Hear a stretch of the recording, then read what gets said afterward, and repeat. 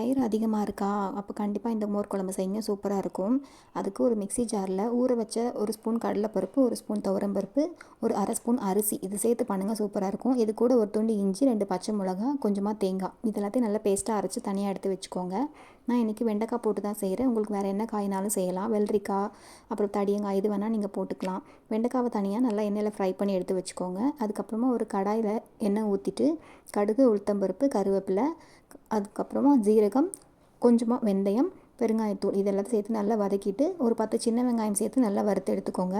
அதுக்கப்புறமா நம்ம வறுத்து வச்ச வெண்டைக்காவை இது கூட சேர்த்து நல்லா மிக்ஸ் பண்ணிவிட்டு நான் தயிரை வந்து நல்லா கடைஞ்சி மஞ்சத்தூள் போட்டு மிக்ஸ் பண்ணி வச்சுருக்கேன்.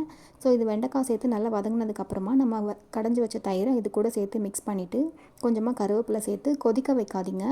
சுற்றி நல்லா நுரக்கட்டி வரும்போது நல்லா ஆஃப் பண்ணிவிட்டு அடுப்பு ஆஃப் பண்ணி இறக்கி வச்சுருங்க. நான் இன்றைக்கி இது கூட சிறுக்கிழங்கு வறுவல் பண்ணி சாப்பிட்டேன். நீங்கள் வேறு எந்த டிஷ் பண்ணாலும் சூப்பராக இருக்கும், செஞ்சு பாருங்கள்.